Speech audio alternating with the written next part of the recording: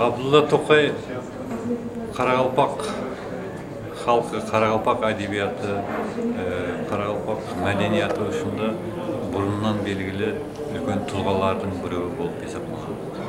Себебі 1930 жылдардан бастап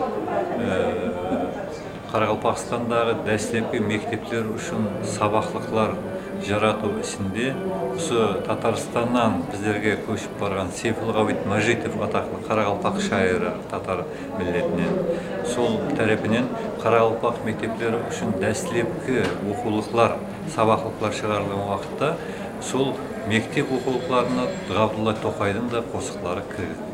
Енді соңғылықта біз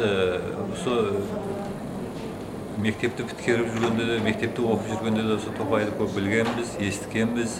Себебі Токай менен татар халқы менен Қарақалпақ халқы арасында көп мәдени байланыстар болып тұрған.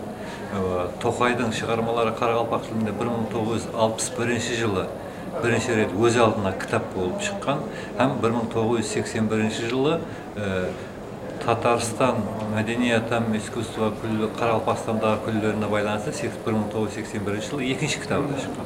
Бұл кітаптарды аударған ең басты біздің Қарақалпақстаннан Өзбекстан халық шайыры, Өзбекстан қаһарманы марқұм Ибраим Юсупов һәм шайыр Бабаш Исмайыловлар.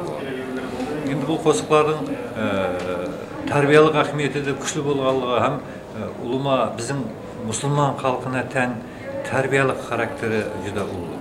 Соның үшін болса керек, бұл барлық түркі халқылар үшін бірдей әхметке ие. Себебі Ибраим Юсуп, ұлы шайырымыз Ибраим Юсуп айтқандай, Токайдың қосығы бұл пісіп тұрған дәннің толық бос пүш дәні жоқ масақ бұл.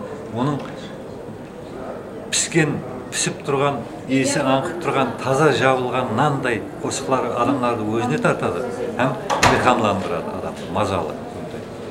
Енді бұнан басқа да мінекей Токайдың қазіргі соңғы уақытлары енді тілекке қарсы бір азғана уақыт арада бір байланыстар болмай қалды. Енді мен ойлаймын, бұнан былай да Токайдың қосықларын Қарақалпақстанда, Өзбекстанда тәржіма соңғы шыққан Токайдың жаңа шығармаларын басқа өзіміздің тілдерге аудару ісіменен біздің ілімпаздарымыз да шұғыланады деп ойлаймын.